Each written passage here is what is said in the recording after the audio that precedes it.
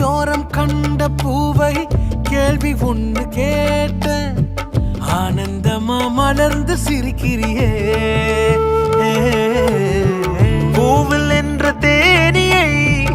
ஆசையோடு கேட்ட ஆனந்தமா எப்போதும் பறக்கிறியே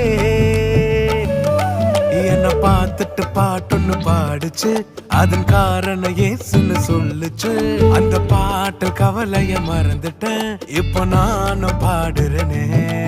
புது புதுசா எண்ணங்கள் பிறக்குது மனசுங்க ரெக்க கட்டி பறக்குது ஆனந்த தாமரை பூக்குது வர்ணிக்க முடியலையே